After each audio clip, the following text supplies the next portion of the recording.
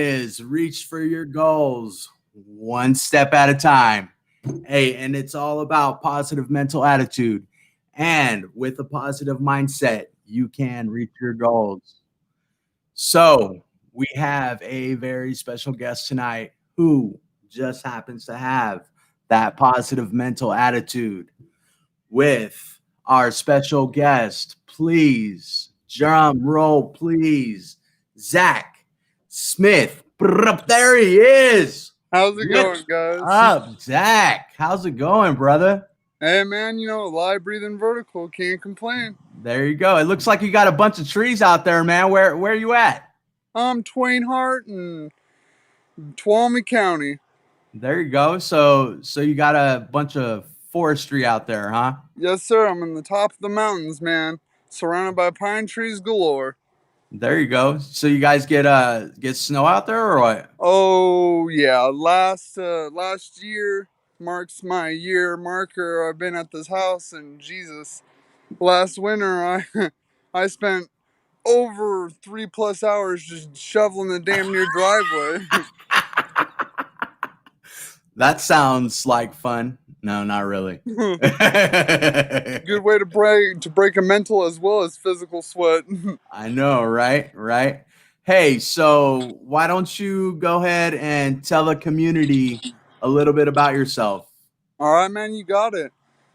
Well, guys, just to inform you, my name's Zach. I am turning 26 in less than a week and a half, and Oh, happy early birthday. thank you.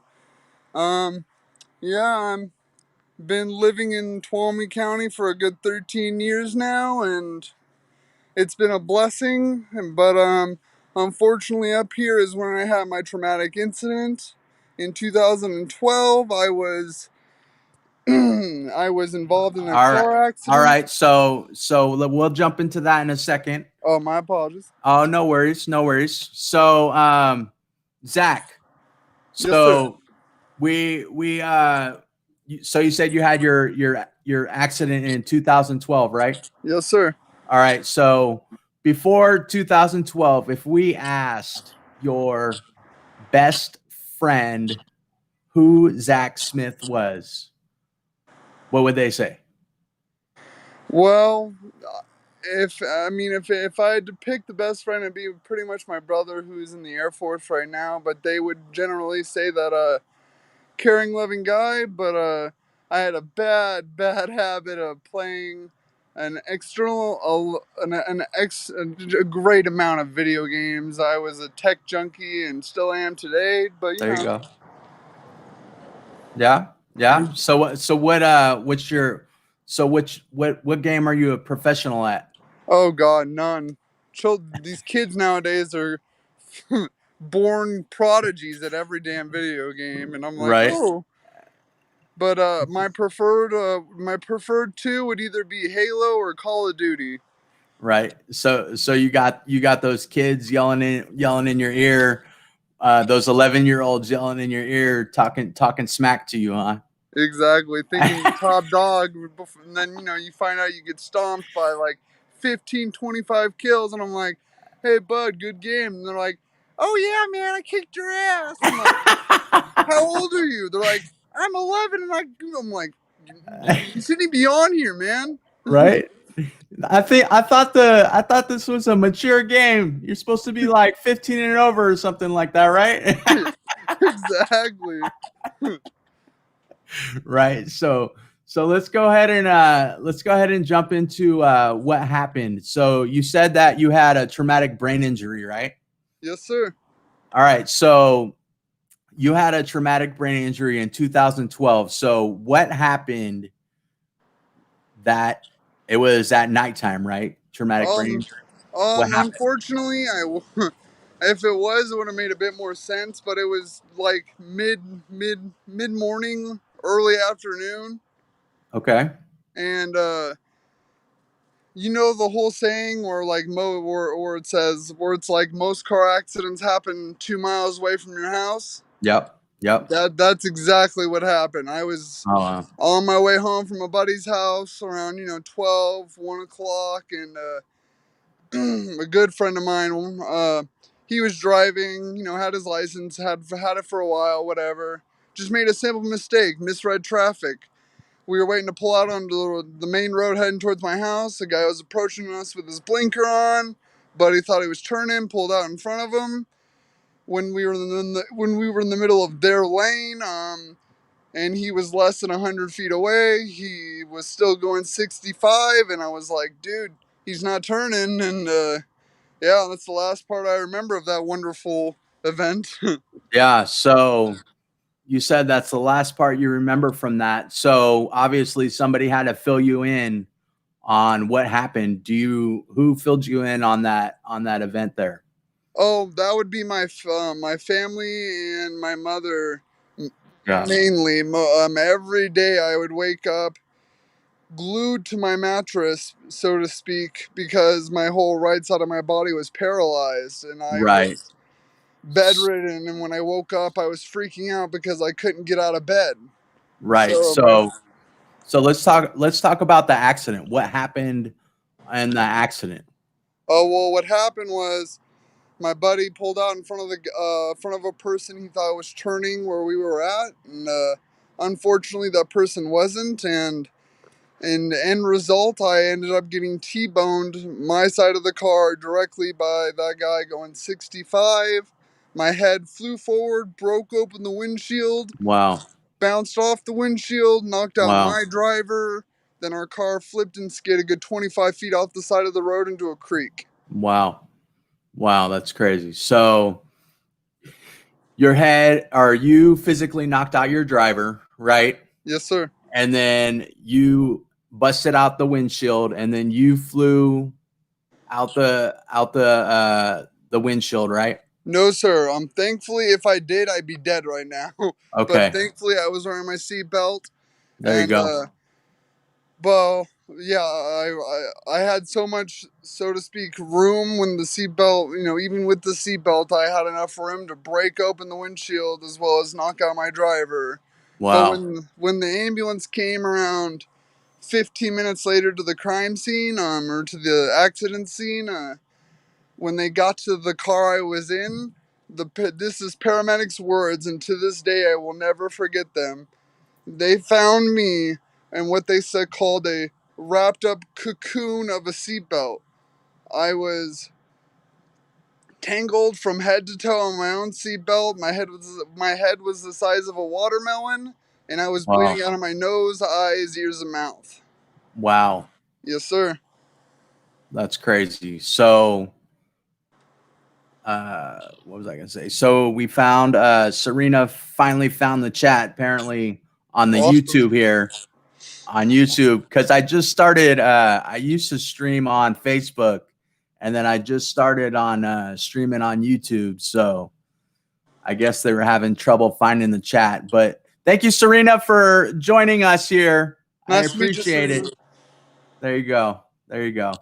So you said you're bleeding through your nose. Yes, You sir. say you're bleeding through your eyes too. Yes, sir. So I'm assuming that because the bleed there was bleeding building up in your brain, Oh, yes, right? sir.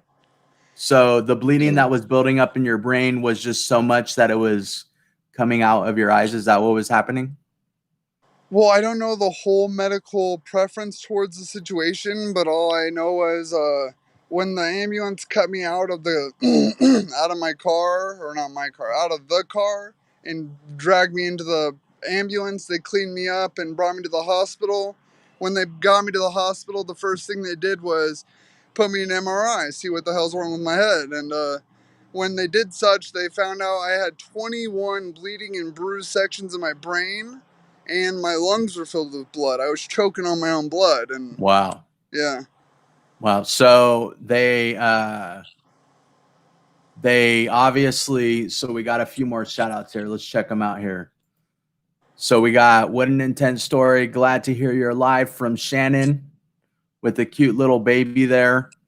That baby's just adorable. It just happens to be my daughter. But and then we got Jerry here. He says, hey, bro. So we're gonna be showing the comments here. Spirit, that's a apparently a tongue twister there, periodically, but whatever. No worries, Uh, man. yeah. So, so I'm assuming that they had to relieve the pressure because the your brain was filling up with blood. Yes, sir. So how did they go ahead and relieve the pressure?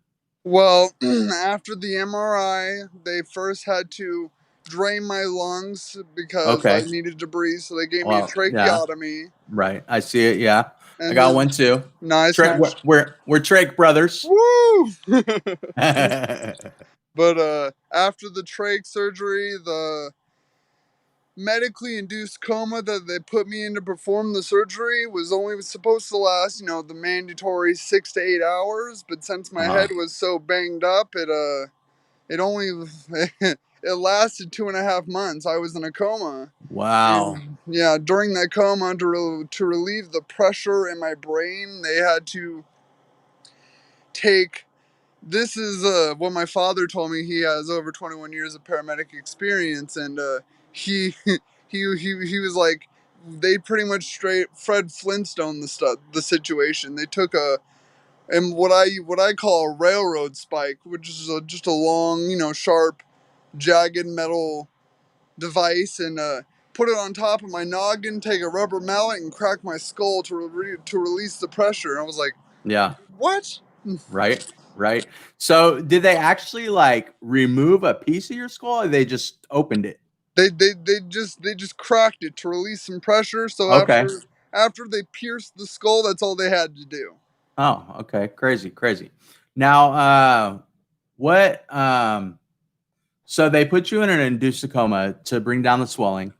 Now, that's typical of people that have gone through similar situations, or people that have swelling in their brain, uh, called a barbiturate coma. Um, so once they put you in your barbiturate coma, um, what happened after that? Well, honestly, from my own memory, remembering wise, was I remember seeing the car coming from, towards me, telling my driver he isn't turning, then nothing. I don't Yeah, remember anything. And then the next memory I can truly remember was waking up in my bedroom at my house. And I was yeah, like, what is this? Well, I thought I right, was getting a car ride home. And right. That's crazy. That's crazy. So 2.5 months in a coma, right? yes, sir. Now, this I was in a coma myself for a month and a half, and I know it took a severe toll on my family. You said you had a brother Yes, sir. and a mother and a father, right? Oh, Obviously, I have obviously. a mom, dad, brother, sister, and an older Oh, okay, sister. I got a okay. family of five. There you go, family of five. So, how did they react to the whole situation? Oh, they were all shocked and very, very concerned. I mean, not only did it affect me, but it affected my family. Yeah, I mean, yeah, everyone. yeah, Thankfully, the community here is a good certain size to where it's not ginormous or have a population of thousands upon thousands. It's a small community, so yeah, everyone in the community was showing their support to my family, but they were all going through a harsh time, especially when I got out of the hospital and I was pretty much open to the public to view my mentally and disabled glory. yeah, for sure, for sure. And Barbara here says, "What a story, Zach. Glad you're here." Thank you, Barbara. Yep. And Serena says, "Probably a good thing not to remember every detail, because it's very strenuous on one's psyche, when you go through a traumatic event like that, and essentially, like I said, on one psyche, not to remember every detail like that, and Yeah. yeah, for sure. And so, like you said, you have a tight knit community. It sounds like what you're saying, right? So, there it sounds like they're there to help and support your family, which Yeah. sounds pretty awesome. Now, where and then Jerry here, sure, we appreciate that. There you go, Zach, Thanks, you're Jerry. stud. uh, So, so after you woke up from your coma, uh, what what transpired after that? After your coma? well, when I first woke up out of my coma, I didn't hop to my feet and go, "Woohoo! I'm awake." I had to. Right. I was still bedridden and I had to go undergo a good month and a half's worth of therapy at the one of the three hospitals I was transferred in between. And when after I got my basic rehabilitation therapy, they released me out into the public. But when they did such, when the accident happened, it was less than a half a year away from graduating my senior year of high school. Oh. So when I got out of the hospitals multiple and got home, within the first week of me being home, I was ecstatic. I was like, awesome, I'm disabled. I don't got to work a day in my life. Woohoo! Yeah, I get paid by the government. This is going to be amazing. Then, 3 or 4 days later, I'm like, no, I don't want to do this. Right. So you said this happened your sophomore year, right? I'm senior. Senior year. Yes, sir. So not to switch the light on the story, but so I'm familiar with the accidents happening during the high school years. Mine happened my freshman year. So yours happened your senior year. Was it the first semester or the second semester? It was the ending of the first semester. So now the ending of the first semester. So with that being said, you were in the hospital for 2 months, right? Yes, sir. Now, when you were done and you went back, how did that work out with finishing school? Well, see, that's the thing. I was in the hospital for a tad bit more than 2.5 months. I was in the hospital in a coma for 2.5 months. When I woke Okay. up from the coma, I had to undergo a good month and a half, 2+ months of in hospital rehabilitation. They had to reteach me all the basics, how to walk, how to talk, who my Yeah. family was, so Yeah. on and so forth. And when I got out and released to the humble abode of this world, um, I was like, within the first week of me being at my house, I got a phone call. Well, I didn't get a phone call. My house got a phone call. Picked up the phone, and then because it was the caller ID entitled my high school, Dario Casino High, and I was like, huh. And I Shout picked, out to Dario Casino High. woo woo. But then, so when I answered it, I was confused at first. I was like, why are they calling me? Then doubt and hesitation set in. I was coming up with the thoughts that are like, oh, I've been out of school for, a good 5.5+ months. I'm probably going to have to redo my senior year of high school. I'm not ready for this.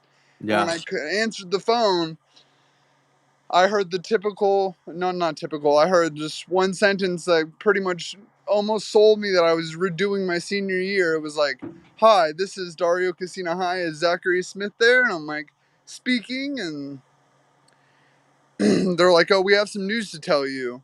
And right when those words came out of their mouth, I was like, I'm gonna have to redo my senior year again, huh? And then they were like, oh no, no, because with Casino High, it wasn't sit down and have the teacher explain the whole book and situation and teach you. It was to sit down in front of a computer, review the chapter, then take the test, and then the process repeats until you're taught. And There you go. So it was kind of more like a exit exam type thing. yeah, exactly. And I was able to work ahead because they didn't have teachers to hold you back. So I blew through it, blew through my senior year, through my second semester of my junior year, and the beginning of my senior year. So There you go.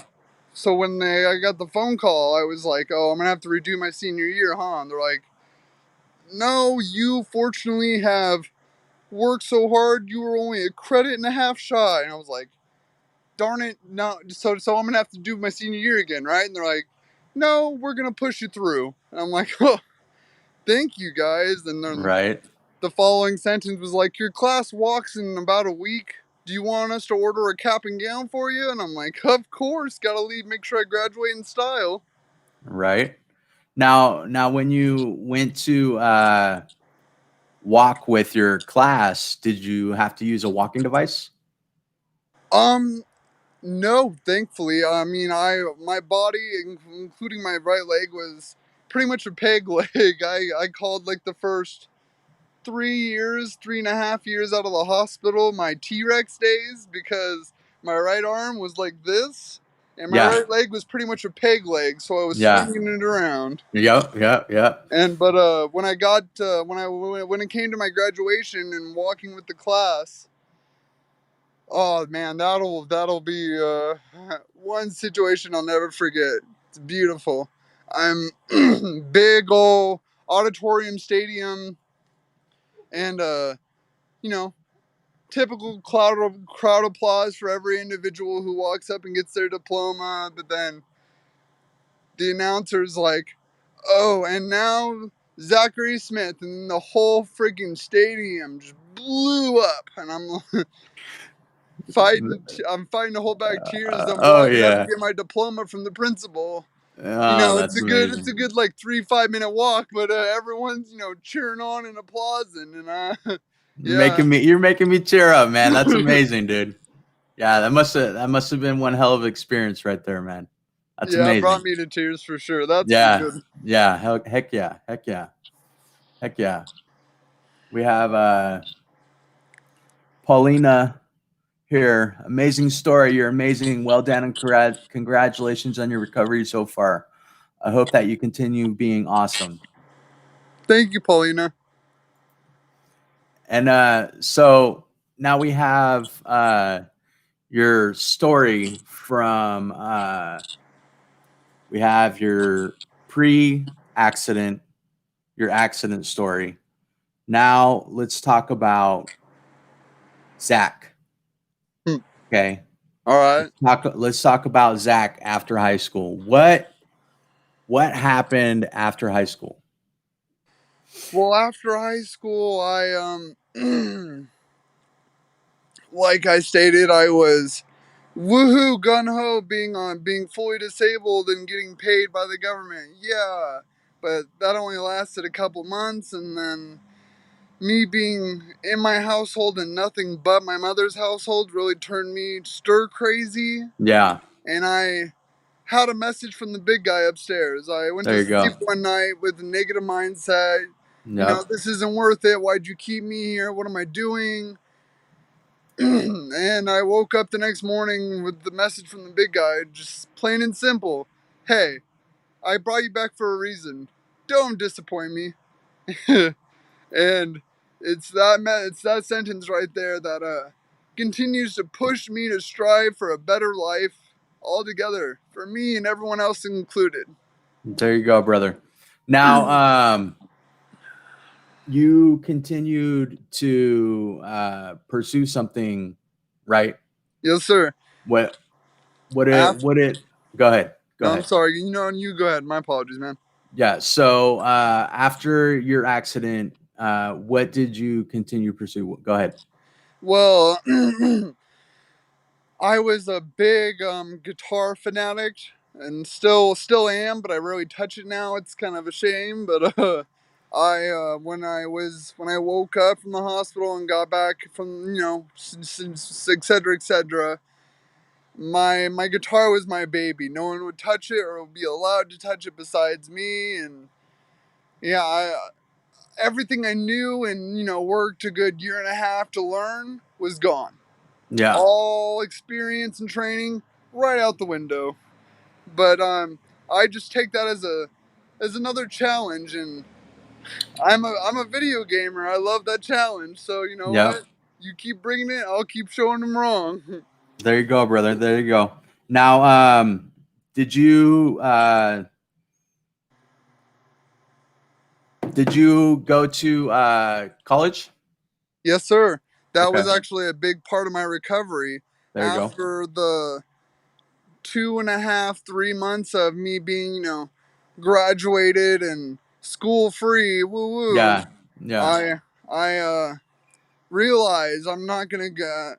And yeah, after the year or so of rehabilitation at the hospital here in my town, they said, okay, this is as good as you're gonna get. And my arm looked like it was in a broken arm, like a cast sling, Yeah. and my right leg was pretty much still a stump. I was just throwing it around like a piece of dead weight, and Hmm. I wasn't socially nor physically acceptable with that. And I was like, oh, okay. Then went home, sat down, was felt somewhat accomplished, but it wasn't enough.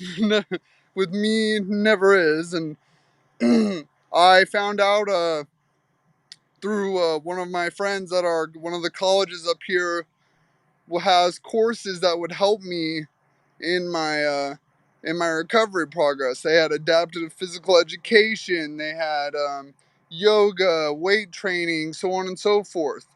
I didn't take all these at first. I took adaptive PE for adults like There me you go. who have been through situations like me or worse, and needed the physical exercise.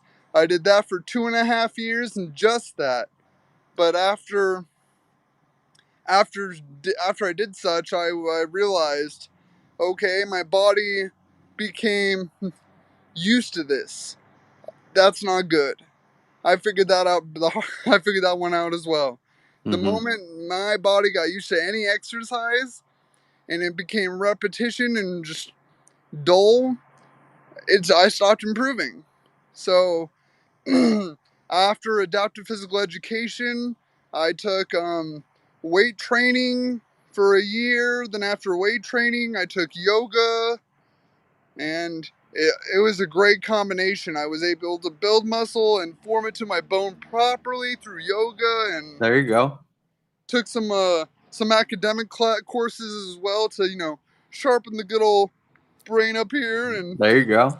yeah, it all worked out. I didn't Good get to any go. degree, but I was more satisfied with the improvements from my mind as well as my body than a piece of paper that costs thousands of dollars. Yeah, for sure. 100%. Now, I noticed that one of the things I picked up on was, in the beginning, you said that, your hand was like this at first, right? Yes, sir. And then, you said that your hand was like this, Yes, sir. right? So how is your affected side now? Um, well, from what doctors have told me, but I'm not really a huge fan of doctors nowadays. They I know this for mm, I would like to say it's almost 100%, but in my honest opinion, that would be kind of lying, because no matter what I go through, what improvements I make to my body, I'll never be 100% again. I'll never be the same Zach. But for that, I'm grateful, because I wasn't a diamond in the making before the accident, and it was needed to get to where I am at today. Right, right, right. So, and what do you attribute your so I'm assuming that you attribute the your transformation to your left side to the classes that you were taking in and at the college, right? Yes, sir. I was with adaptive physical education. they really targeted and focused on your affected side of your body. So all of my core, I started off small. I was learning how to walk on uneven surfaces to regain my balance because that was out of the window. And then, yeah, after the basics, I started, just doing basic light exercises, which felt like, lifting 200-pound dumbbells at the time. But it was working out my crippled right side, and through pain and repetition comes improvement, and I'm not gonna stop. There you go, brother. There you go. And we have Salute here saying, love hearing your determination to keep improving. Thank you, thank you. And we have Jerry here saying, you're such a very mature young man. It finds your way to you quick or slow, man. There Take you it or go. leave it. There you go.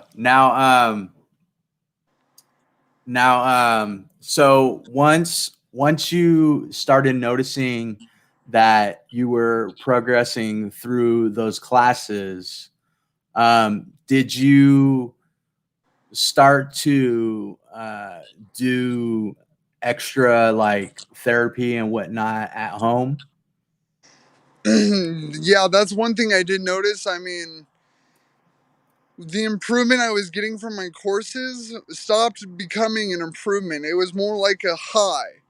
The Right. improvement in my body was so overwhelmingly fantastic. I needed more and wouldn't stop until I'm done, and I'm not done, and I haven't stopped, and I'm gonna continue to push and strive. I mean, especially at that time of my life, it was it was a good pushing factor in the matter.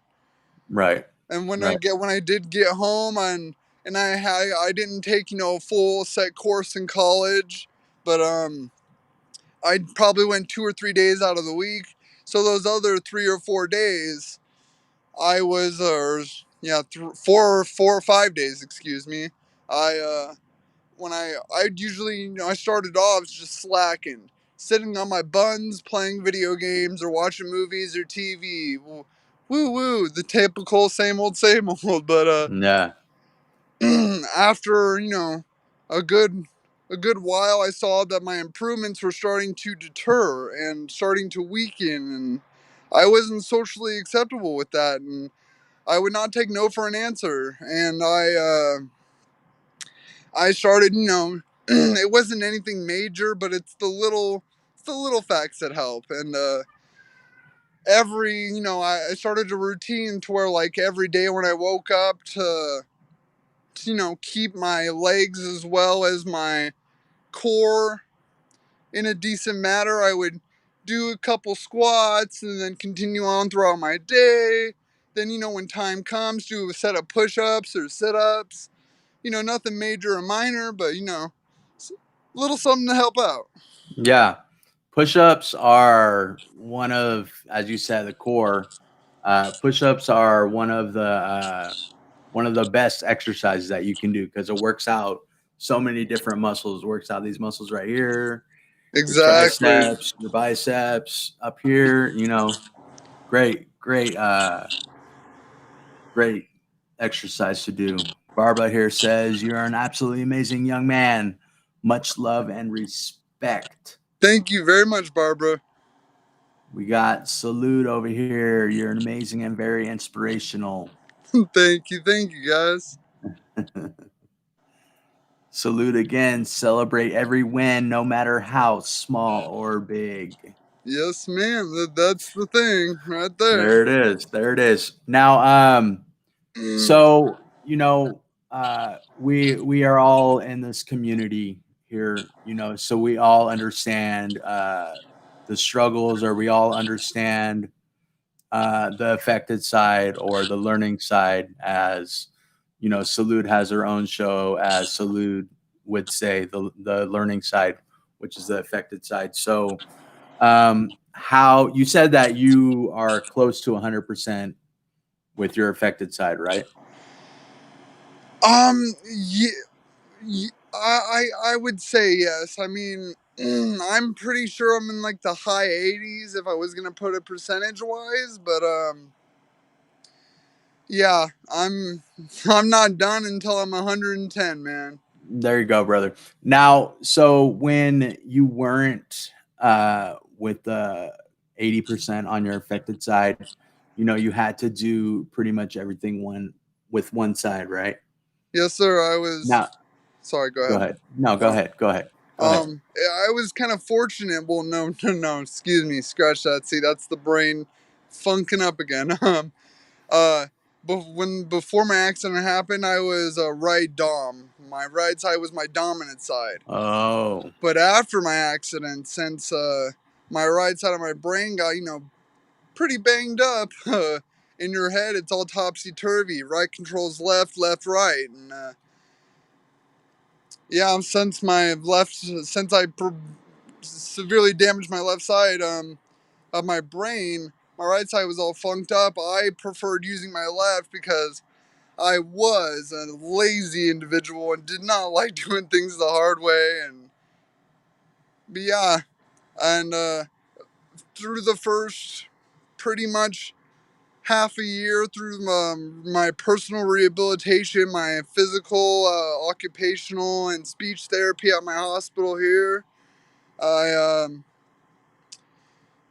I realized I was like, I need to better this more than what anyone tells me, because this is my story. This is my pen, my paper. I'm writing it, and I'm not letting anybody change it.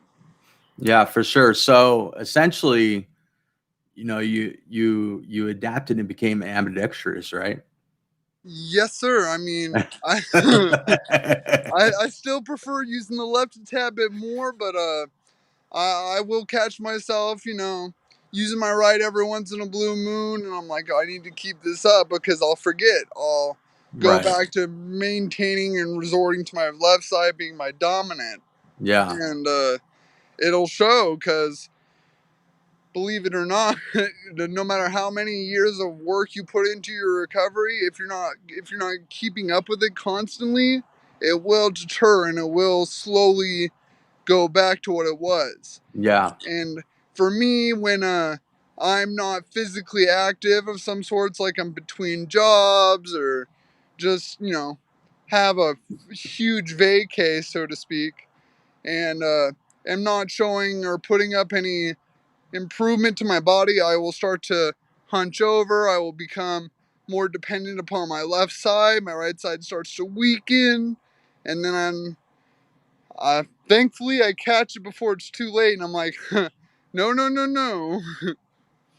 Yeah. Now, something that I noticed that I picked up that you said, and I know that it's for me too. I have pretty decent mobility of my left side. My hand, not so much.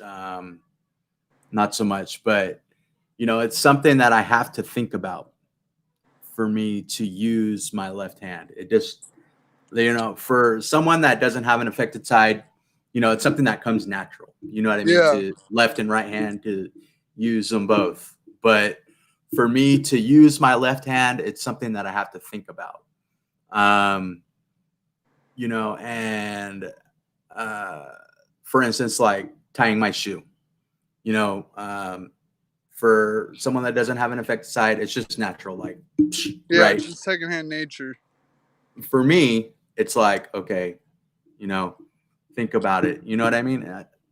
That's the only way I can explain it. Was maybe tying my shoe was a terrible example, No, no, I but get you, dude. yeah.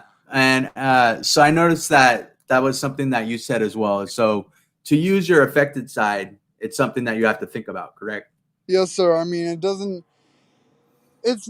After a TBI, a traumatic brain injury. Nothing, no matter what anyone says or any doctor, no one will know the exact situation except you. And you need to realize that unless you share your story and speak out, reach out for help for other people's advice, you don't know what you'll get. And same similar situation with you with the whole hand. My right hand was pretty much in the form of a cast, like cast bound, and my previous when I was going through physical therapy in the hospital in my county, my doctor, my physical therapist, told me, he was like, Zach, at least 3 to 4 times a week, I want you to work out your right hand. I'm like, how in the world am I going to do that? And he's just like, it's simple, Zach. And I'm like, how? And he's just like, and what the exercise he showed me was just like, take your hand and do this slowly, then work it out to as fast as you can. I want you to take your hand and touch each finger to your thumb. Mm-hmm. And I was like, that's not going to do anything, Doc. What are you talking about? He's like, oh, I got a degree in this, dude. Do it. It'll work. Uh-huh. And I, started off, didn't start off a believer, thought he was full of smoke, he was blowing smoke up my pipes. And I'm like, no, this is shenanigans. Did it for a week and found it easier to, hold the pencil, to draw, to play video games, so on and so forth. And that was a big help as well. Video games is a good hand-eye coordination factor, and I was, not toot my own horn here, but I was pretty swell at video games before the accident. So when I got back, of course I played video games, and it did help to a certain extent. But when I hit that point, I realized I need to drop the video games and focus on improving myself past that with more. Mm-hmm. Mm-hmm. Now, that's totally like our situation where you lose your train of thought. You know what I mean? Exactly, that happens to me all the time. I'll be in the middle of a heart-filled conversation with a buddy or just a random acquaintance I meet on the side of the road, and just before I get to the whole subject drop and just the big reveal, I'm like, oh, so who are you again? They're like, wait, dude, don't do this to me. I'm like, what are you talking about? They're like, you were just in the middle of this wonderful story. I'm like, Right, you stop pulling my chain, man. You're full of it. right, right. So, Anne here. Oh, I remember what I was going to say. So, actually, I don't remember what I was going to say. I thought I did. I thought I had it. But Anne wants to know. She says, "Zach, great story. Have you picked up your guitar yet?" um, yes, and I have. Am I dedicated as I was before the accident? That is a no, but I still like to pick it up and play a simple tune every now and then. I mean, by golly, I don't know any full songs yet, and it's gonna be a while before I reach that point again. But I know good bits and pieces of a whole bunch of old school rock songs and some Metallica, and yeah. So, I mean, I'm not a guitar player, but how does it usually work with the dominant hand up top, and then down here is the non-dominant hand? Is that usually how they play? Well, well, it's usually yes, you are correct, because usually how it goes is well, it's the way it was the normal so called protocol on how people hold the guitar is the neck, the top of the fretboard is held by your right hand, and your Okay.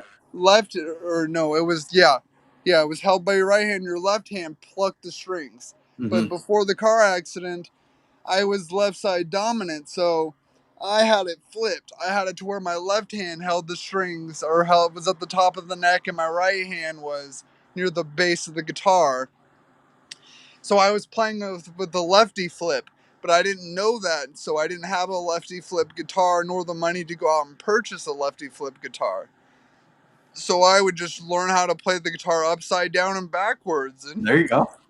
yeah, Learn, yeah, learn how to adapt and overcome. Right. So, I mean, so was it like just come second nature when you flipped it, or well, did you have to learn all over again? How?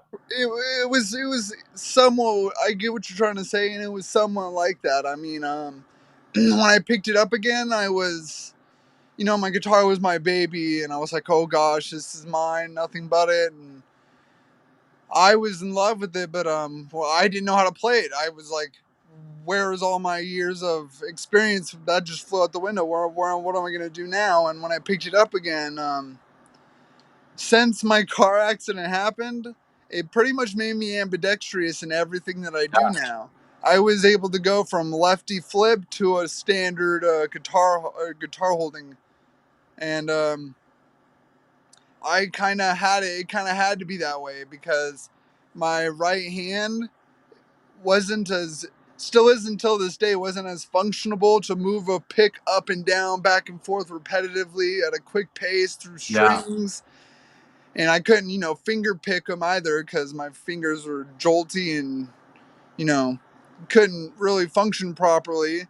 So, but when it comes to holding chords and frets on the neck, I could do that with ease. Because, if I was able to flex off a good 2.5 doctors when I was in my coma, holding down a metal string, that's nothing. Why not? You know what I mean? Exactly. So, Jerry, again, great information, Zach. You're amazing. Thank you, Jerry. And I bet you one of my kids got a hold of the phone here. Hey, man, they just want to be a part of this. No worries. Right. So Serena wants to know that a lot of us, I know I experience it a lot, but do you experience fatigue? In ways, I suppose. Before my car accident, I was a black hole. I would eat tremendously and still do on occasions every now and then. But I do see myself getting like, if I do decide to work my body out, whether it be mentally or physically, any part of my right side, after the workout or just before the workout as well, I can see I can see the weakness and, so to speak, the fatigue in the situation. But and especially after the workout, because then I spend the next day and a half to 2 days taking care of my side, making sure Yeah. soak it Yeah. in hot water, relax the Yeah. muscles, don't get them too tensed up. Whatever I can do to help out the situation, I would find out and do it because it helps, and nothing but help is always good to hear. So For sure. 100%. Now, so I remember what I was going to say last time. no So worries, we're bud. going to, we're going to circle back to it. Okay. Yeah, go ahead. So when you're talking about in between jobs and whatnot, so you're still able to work then. Yes, sir. Awesome. That excuse me. That's another one of my big accomplishments. Because when I got out of the hospital, the court and the whole state of California decided I was too impaired to drive. They took away my right to have a license. They took that from me. And I was like, what? And I went to court and I talked to them. I was like, hey, I live in Tuolumne County. It's a mountain town. I'm gonna have to walk 6+ miles just to get to work. You telling me you'd rather have a TBI kid walk 6 miles on foot than drive 5 minutes in his car there? And they're like, okay, we'll cut you a deal. If you can go back, take your driving lessons. We have a driving school up here called Zerchuchi's Driving School. They pick you up, they drive you around, they teach you the basics and what you need to know to pass your physical driving exam. And then they're like, if you retake your 3 courses in Zerchuchi's and pass your written test first time, we'll give you your license back. Or your right to have a license back. Excuse me, I didn't have it. And I was like, you got it. And that's what I did. Nails to the grinder. I was making sure I worked my buns off through thick and thin to get every ounce of information. I downloaded the DMV app on my phone, was taking the practice driving test over, I took the 200 question test over 6 times a day to where all the questions were pretty much stuck in the old noggin. And yeah, then I took my Zerchuchis driving lessons, and then afterwards they dropped me off at the DMV and were like, "Okay, here, take your driving test." And Nice. I, I it was such a, I guess, so to speak, back to my luck. I'm a very lucky individual because I was expecting, I want you to do a 180 U-turn, then drift around the corner, then make sure you stop perfectly at the red light at the stop sign, or you're not getting your license. I get there, take the test, and it's the most simplistic things. I was like, why was I worried? I could have done this when I was a freshman. What is this? Right, right.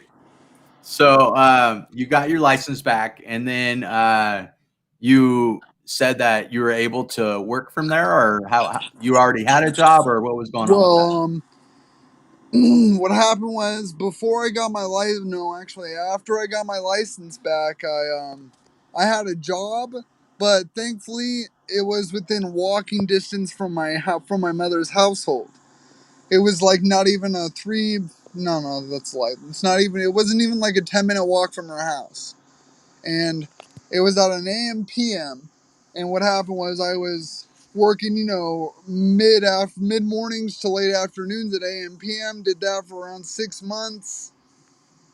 Got tired of that. Then yeah, after working there and getting my right to have my license back, I was like, okay, I passed the test and I have my license. I need a car now, and but fortunately, once again, since you know, the government is oh so amazing, I got some insurance money from my accident. I mean, from the damages and the fees I had to pay from the 3 hospitals I was shipped in between, and all the surgeries and medical expenses I had to undergo. I had a hospital bill of over $1.2 million. Nice. But Yikes. yeah, since we had an amazing government system, I was like, okay, cool. I'm gonna get back a huge, fantastically big insurance claim on this car accident. Yeah, none of this is my fault. I'm just a bystander. Unfortunately, it wasn't that lucky, but I got back a good little small chunk, and I used that small chunk to better myself. I was undergoing massage therapy. I was going through massage therapy. I started off going 5 times a week, down to 3, down to 2. Now I don't go anymore because it's not needed. I leaned myself off of it. I didn't want it to become a requirement. Yeah. And Nice, then, nice. yeah, And so we got Jerry here. Says Mark, great freaking interview. Zach, thanks for telling your story. always welcome, Jerry. No worries. Yep. Hey, you did a phenomenal job, Zach. And I really appreciate you coming on and sharing your testimony.